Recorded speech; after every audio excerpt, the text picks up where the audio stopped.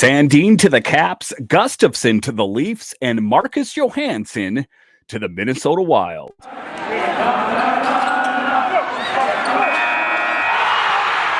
You're Locked On Capitals, your daily podcast on the Washington Capitals. Part of the Locked On Podcast Network, your team every day.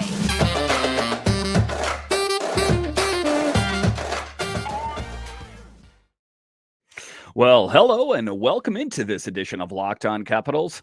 I'm so glad you decided to join me today. As always, this podcast is free and available on all the major platforms.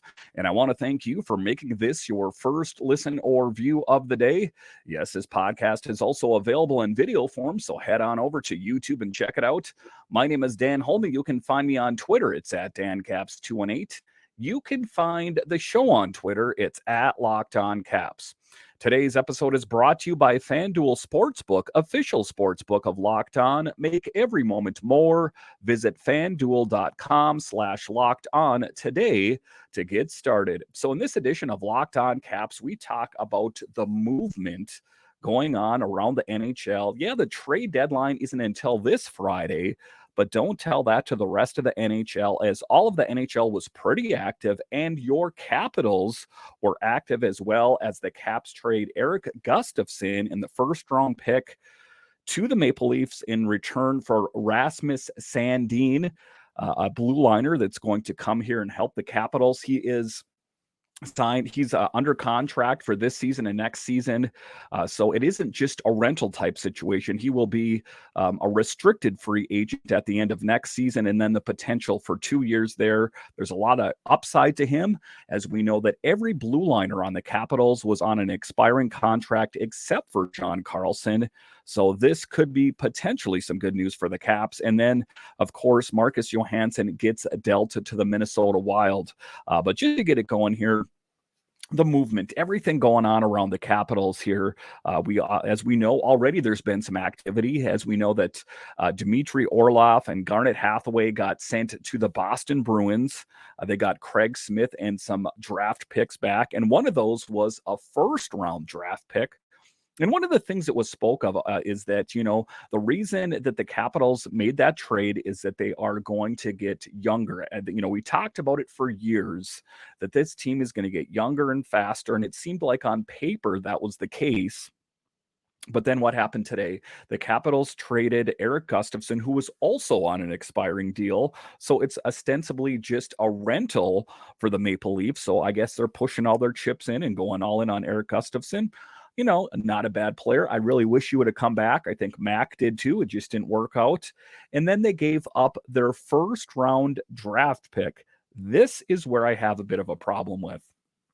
Rasmus Sandin is a good hockey player. Was he worth that first round pick and Erik Gustafsson?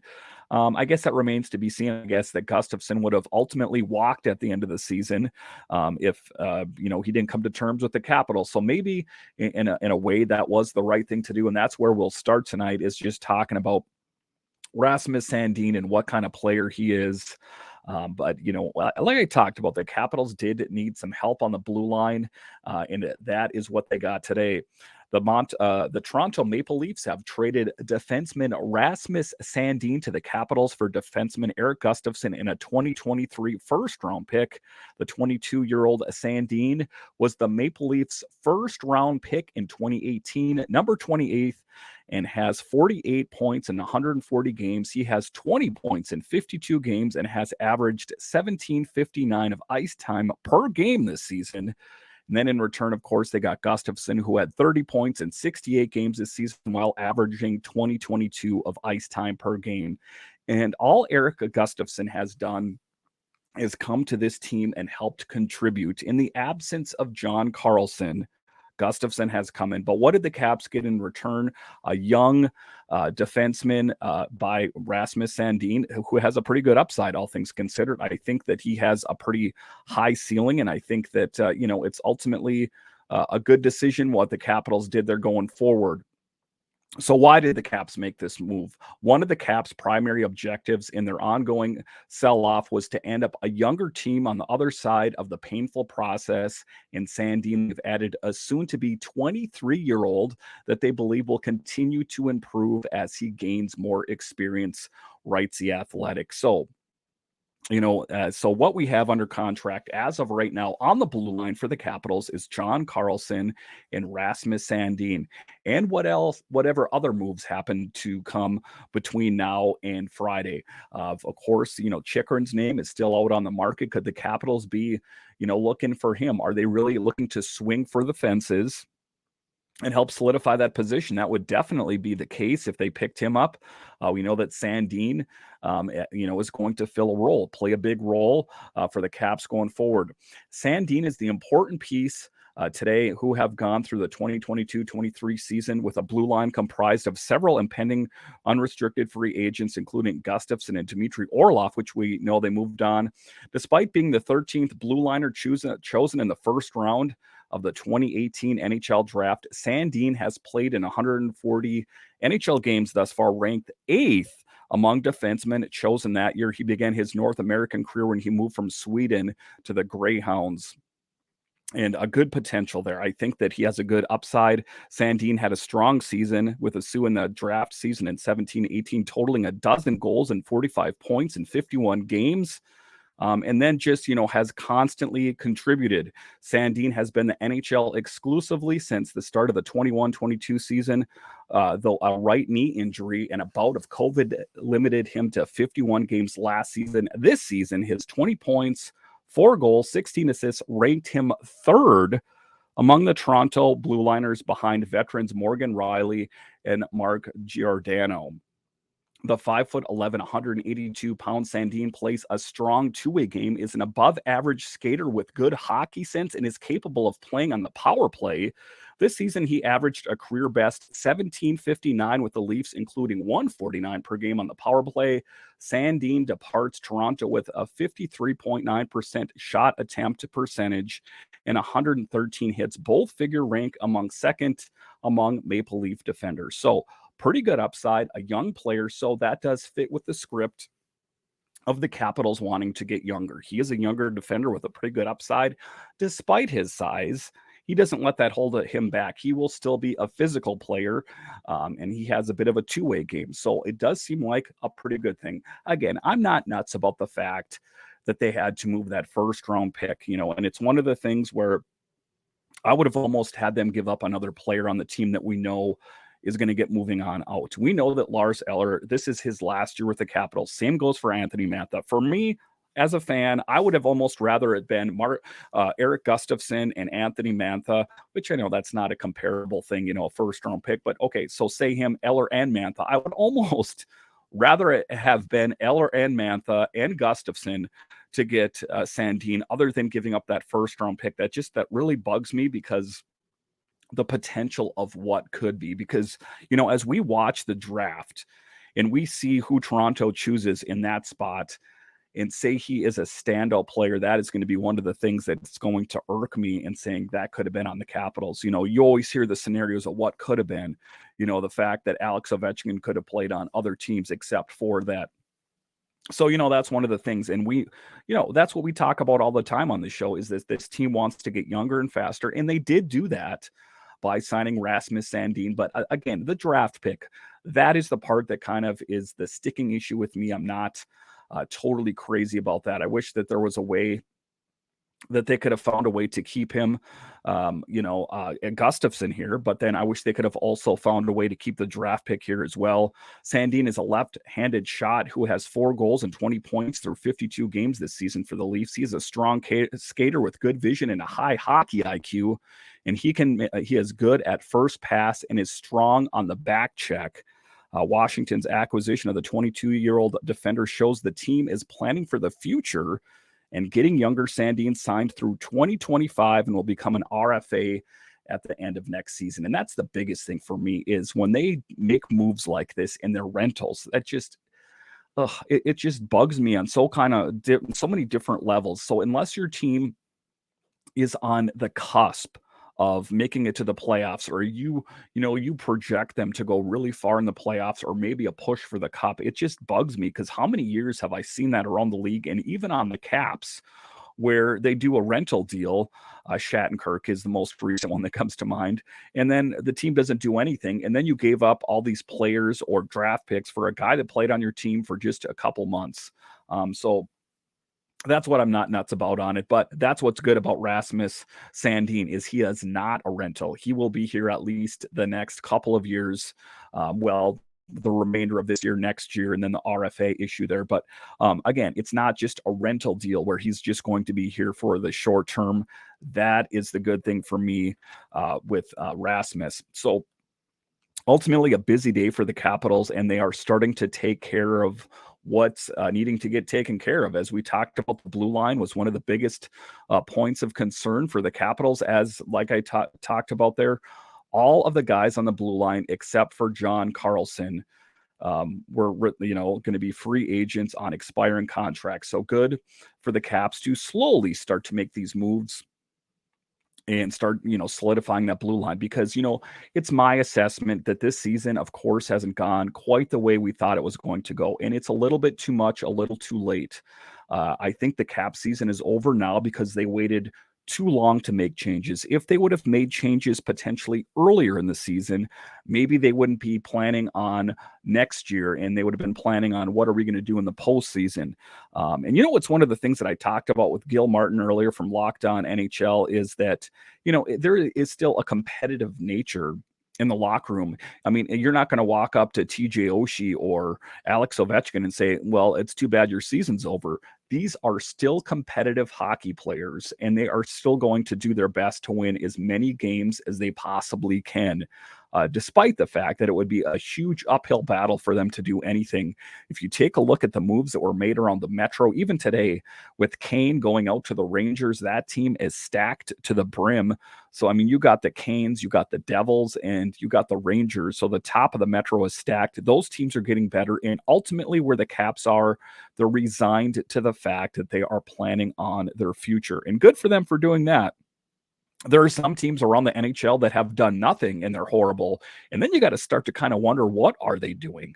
Are you going to try to fix your future? Good on the Capitals for going out and being proactive. We knew that Gustafsson wasn't going to come back. For whatever reason, it was, Brian McClellan's assessment that he wasn't going to come back, or he saw Rasmus Sandin as an upgrade over Gustafsson, which I think ultimately is the case. But we ultimately wish nothing but the best for Gustafsson, a bit of a journeyman around the NHL. But I think that we did get an upgrade, despite the fact that we had to give up that first round pick. I'm just going to have to get over that. But ultimately, just taking a look at what was attained, and that was a really solid blue liner that with a high ceiling to him. Is he one of the best in the NHL? No, but he is a solid defenseman.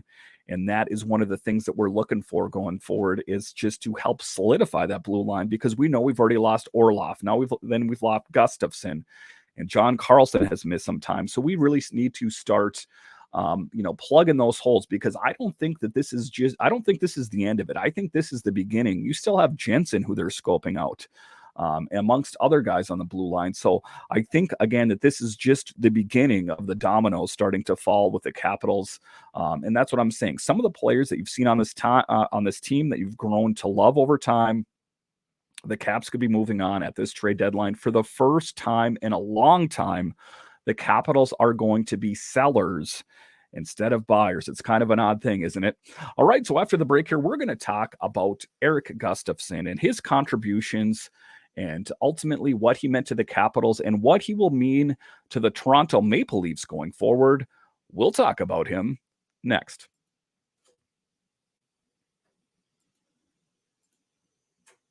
No matter how the last game went, anytime you take the field, you've got a shot at greatness. Give your team the best shot at winning by recruiting more MVPs with Indeed. If you're hiring, you need Indeed, because Indeed is the hiring partner where you can attract, interview, and hire all in one place. And Indeed is the only job site where you're guaranteed to find quality applicants that meet your must-have requirements, or else you don't pay.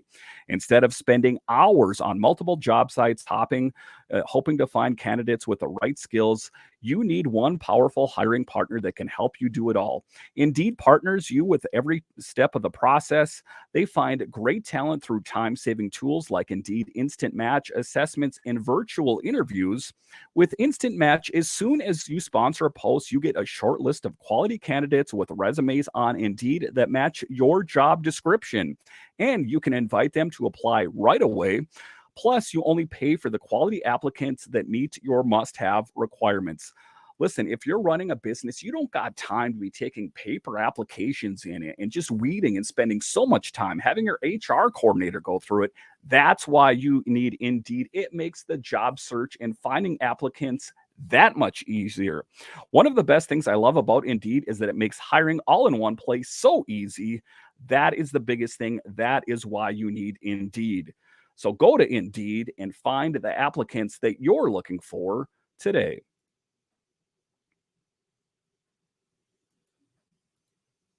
The NHL deadline is Friday, March 3rd. Join us live on Locked On NHL YouTube channel from 2 to 4 p.m. Eastern as the Locked On NHL hosts break down the biggest deals from across the league. Locked On Podcast Network, your team every day.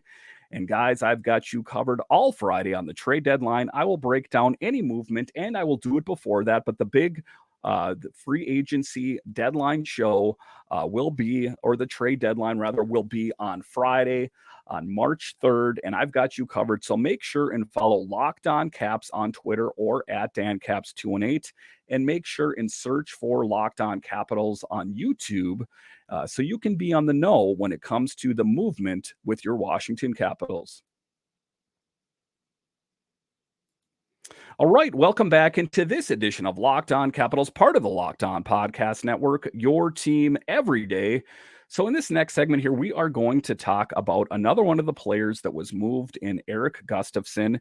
This was all a part of that Rasmus Sandin deal, and ultimately what it means for the Caps going forward. You know, again, it is most unfortunate that the Capitals had to move on from him. I was hoping that they were going to find a spot for him on this team. I know that Brian McClellan was hoping for that as much. Washington signed Gustafsson to a one-year deal last July 13th. The same day it signed Johansson for the season. The signing of the 30-year-old blue liner to a one-year deal for $800,000 turned out to be an incredible boon on the Capitals, particularly in light of multiple injuries to veteran blue liner stalwart John Carlson, who has been played fewer than 30 of Washington's games this season. As we know, he took that slap shot off the face from Dylan against the Jets, the game that was so important for Alex Ovechkin as he passed Gordie Howe. So that was one of the things. And John, Erik Gustafsson has come to this team and just really kind of solidified that blue line, along with Trevor van Riemsdyk, I guess I got to say as well. So the players that have stepped up, and Erik Gustafsson in particular has done a great job. Gustafsson departs the districts as the team's fourth leading scorer with 38 points, 7 goals, 31 assists, and his +9 is tied with Trevor van Riemsdyk for the best mark on the team. Like Johansson, Gustafsson had his best season since 18-19, both in terms of offensive production and average ice time.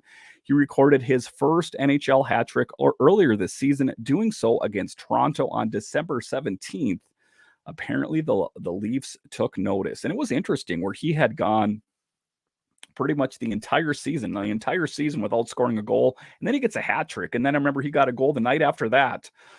So some good offensive upside to him.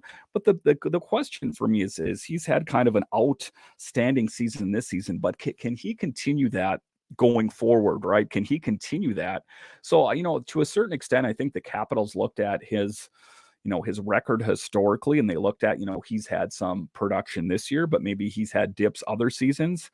And I think that they ultimately looked at Rasmus Sandin as an upgrade, and I believe that he is. So I think that is why the Caps made that move. So tough moves to start moving these guys that have really helped contribute to this team. But sometimes you need to make change for change's sake, and that's what the Caps did. They need to solidify that blue line, and that's what they ended up doing by signing Sandin and moving on from Erik Gustafsson.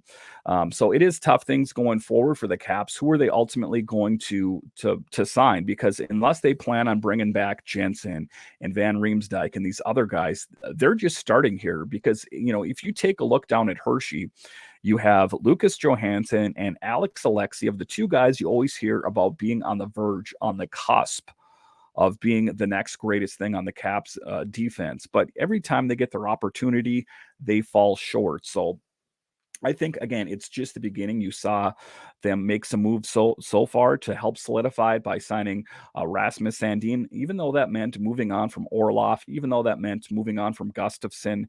You're starting to see the changes that I thought were going to happen on this team, because we knew that, especially on the blue line, that all of the blue liners on the team were on expiring contracts. So you kind of saw this. You had to expect this. There was no chance that Brian McClellan would have got that lucky and was going to be able to bring all of those guys back on the team. It just didn't seem likely. So that is why you're starting to see that movement now. And it's all signs of growth, because this is the players on the team. This is the oldest team in the NHL, and you're starting to see that manifest. And you really started to see that manifest against the Sabres, who is one of the youngest teams in the league, and they really took it to the Caps. And the Caps tried to keep pace with them, but ultimately they couldn't do it. So that is why you're starting to see this change. What you saw on the ice, this is going to be the first time that the Caps have missed the playoffs since 2014. Change is coming, and you're starting to see it happen already. It's not like what you normally see around this time of the year, where you see the Caps starting to sign players to help make their push for the playoffs. That's not the case this year. They are signing these players for the future, for next year and the years that follow that. So it is kind of an odd position, kind of a fish out of water feeling for the Caps, I imagine, and their fan base, me included, to see this team resign to the fact that they know that they're not going to make that push for the playoffs. I mean, they're going to try, but it's not going to happen. And, I hear a lot of things from different people on Twitter, and I say, even if they did make it to the playoffs right now, say, something happened and they went on a tear and they did make it to the playoffs, how far do you think they would go? We had the same conversation last year.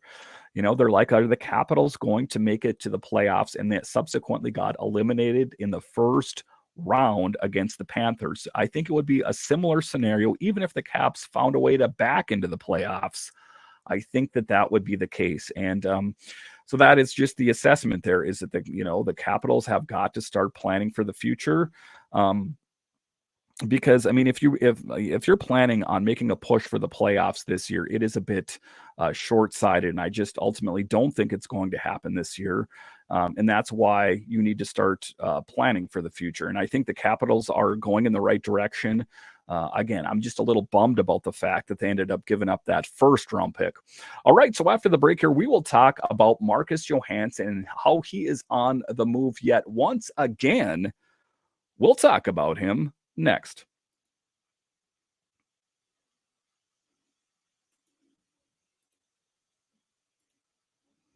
The midway point of the NBA season is here, and now is the perfect time to download the FanDuel Sports app, America's #1 sports book, because new customers get a no-sweat first bet up to $1,000. That's bonus bets back if your first bet doesn't win. Just download the FanDuel Sportsbook app. It's safe, secure, and super easy to use. Then you can bet on everything from the money line to point scores and threes drained. And guys, even if you're not into betting, you could bet on an upcoming Wizards game. It makes watching the games that much more exciting. Plus, FanDuel even lets you combine your bets for a chance at a bigger payout with a same game parlay. So don't miss the chance to get your no sweat first bet up to $1,000 in bonus bets when you go to FanDuel.com/locked-on. That's FanDuel.com/locked-on. Make every moment more with FanDuel, an official sports betting partner of the NBA. All right, welcome back into this edition of Locked On Capitals, part of the Locked On Podcast Network, your team every day. So one of the other players that was moved today was Marcus Johansson. He moved out to the Minnesota Wild yet once again. This is his second time playing with the Minnesota Wild, and it was the second time playing with the Capitals. again, ultimately, I'm a little bit upset that they moved on just because he seemed to find his goal scoring touch this year once again. And he was one of the steady eddies, if you will, on this team. And the one thing that really was beneficial for Marcus this season is that he found a way to stay healthy. That was one of his hangups in previous years with the Capitals in particular, was that him staying healthy. And he found a way to do that. And he helped contribute on this team. When you saw Wilson out of the lineup and you saw Backstrom out of the lineup and Ovechkin for a period of time. And the good thing about Marcus Johansson is that he can play on left or right wing, and he can play on both the power play and the penalty kill. So he is kind of a good Swiss Army knife. Again, I'm a little upset that they moved on from him. I think that he came to this team, and, I think I sold him a little bit short when I heard that he was coming back to the Capitals. I'm like, why are we trying to retread that tire again? I mean, we knew what we had in Marcus Johansson. I was wrong with him. He came in here and did nothing but help this team contribute. And I think that, it was a good acquisition. I think that, if the Caps were in a better position this year, say they were making a push for the playoffs, he could have been integral to helping them make a push. It just wasn't in the cards this year.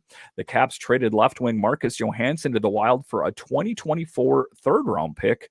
The team announced, here's what you need to know. Johansson, 32, has played 9 seasons in Washington, the first 7 of his career, and parts of the last 2. He played 1 previous season in Minnesota in 2021. He has 13 goals and 15 assists this season with the Caps. The Wild, 33, 21-6, sit 6th in the Western Conference. The Caps, 29, 27-6, are 12th in the Eastern Conference. And again, I've already started to hear comments trickle in. Why are they getting rid of all these players? Because we see how the season's going, and when the season ends sooner than it's ended for quite some time, should we continue and bring all those players back next year and think that's going to work? What is the definition of insanity is doing the same thing again, and again, and thinking you're going to get a different result. I just don't think it's going to be the case. And I know it's a lot of some of the players that have been on this team for a while, most notably Orlov. There was a lot of people bummed about that. And to a certain extent, just based on the totality of his time with the Capitals, Marcus Johansson. But I think that, sometimes you need to make change for change's sake. So Johansson, acquired once upon a time from Buffalo by the Wild for Eric Stahl, has an oft-injured 36-game stint with the Wild in the pandemic-shortened 2021 season. He scored 6 goals and 8 assists in 36 games and broke his arm twice, including in the playoffs. He brings the ability to skate and skill, but he has been oft injured throughout his career. He was a popular teammate in his short time in Minnesota. So it does seem like the Minnesota Wild are making their push for the playoffs. I don't know how successful they will be. It seems like they're one of the teams that's a little bit on the fringe, but they perceive that they're in a position to at least make a push for it.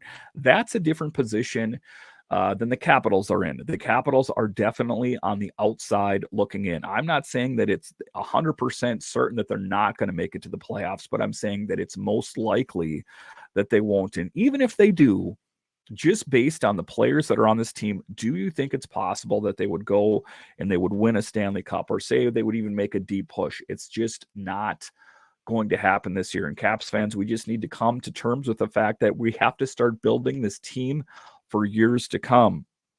One of the things I spoke about on yesterday's podcast, how there was a conversation between Brian McClellan and Alex Ovechkin, and essentially he said, I know I made promises to you that you wouldn't be on a team that is going through a major rebuild, but considering the product and the productivity out on the ice, we may need to make a bit of a change in plans if we want to live up to our end of the bargain, which is having you play on a competitive team. Because is what you're seeing out on the ice this season, would you consider that competitive?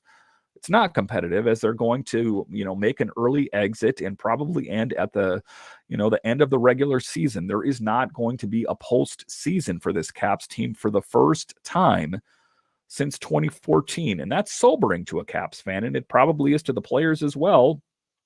that, what they did out on the ice didn't get it done. And, you could draw lines to a lot of different things. You could point to the fact that they missed, Tom Wilson and Nick Backstrom missed a lion's share of the season. Connor Brown, who was, signed to fill in the role for Tom Wilson, was injured, just a few games into the season. You saw Oshie in and out of the lineup. You saw many different players in and out of the lineup. Darcy Kemper missed pretty much the whole month of December. If it wasn't for Charlie Lindgren, they would even be in a worse position. So this team has had a lot of obstacles to deal with. And those are the things that you can plan for. I think that Mac went out and tried to plug all the holes that he saw by signing Dylan Strome to fill Backstrom's spot. To find signing Connor Brown to fill Tom Wilson's spot. And then just the depth pieces that he signed this year, just kind of a stroke of genius by finding Sonny Milano and Nicholas Aube-Kubel. We know that Sonny Milano was under a deal, but I would not be surprised if we find out Nicholas Aube-Kubel gets dealt. I would love to have him stay on this team. I think he's done a great job here. He's got a good set of wheels, got, a good hockey IQ, came here at first. I think he tried to come off as a tough guy, got suspended, and then he just kind of calmed and stayed in his lane and realized who he is. And that's a good hockey player. But those are the tough players that I could see moving. So possibilities for me, who I could see moving, I could see Lars Eller, Anthony Mantha, Nicholas Aube-Kubel, and they, depending on how deep they want to go with this, there's Nick Jensen. I've also heard rumblings of different ones, even deeper than that, like a TJ Oshie. I guess it just depends on how far this Caps team wants to go with the beginnings of a rebuild. It's like they're going to the hardware store now and they're starting to pick up stuff and bring it home. Are they going to bring home just the deck, or are they going to bring home the deck and the garage package to work on? I guess it depends on how ambitious they are. I don't see them going out and making a huge change, but I guess it depends on what is offered to the Caps in return. I think that they could dangle a carrot in front of Brian McClellan, and they would be willing to trade a lot of different players on this team that you might not think. I think there are certain players that I know are safe. I think Wilson, Ovechkin, and Backstrom, they're safe. John Carlson is safe. Of course, Kemper. But, is there the possibility that they could even move on from Lindgren? I guess it just depends on, again, the carrot that's dangled in front of them and what the offer is. I can never say categorically that they're not going to move on from this or that player to a certain extent. Other than the players that I just listed there, I don't see, obviously, Ovi, Backstrom, or Wilson going anywhere. But anything else other than that, I think is pretty much fair game, to be honest with you. Because, it's just that Ted Leonsis and Brian McClellan, this Capitals organization is not used to losing. And I think they're going to avoid that at all possible costs in the future. I know that losing is what's going to happen this year, but they're going to try to learn from their mistakes and, try to avoid that in the future. We don't want to go down this road next year. And it could be a couple of years if it is a rebuild. It's, unless they go out and really find a bunch of great players between now and Friday, or say during free agency in July, they pick up some. It could be a couple lean years here. I guess I don't know. I don't want to go down the negative road unless I know, the cards that are in front of me. But there's the potential there that there could be a couple rough years before this team gets better. I ultimately hope that's not the case. I'm just saying that that's the potential of what could be. But I'm ultimately hoping that things go better. Maybe Brian McClellan has something up his sleeve right now. Maybe there's something with, Chychrun in the works that he could come to this team and just really give this team one heck of a blue line going forward. I guess it remains to be seen. Thank you for making Locked On Capitals your first listen today. Now make your second listen Locked On Game to Game NHL. Every moment, every top performance, every result. Locked On Game to Game covers every game across the NHL with local analysis that only Locked On can deliver. Follow Game to Game on Locked On NHL, available on the Odyssey app, YouTube, and wherever you find your podcasts. And once again, thank you for joining me on this edition of Locked On Capitals.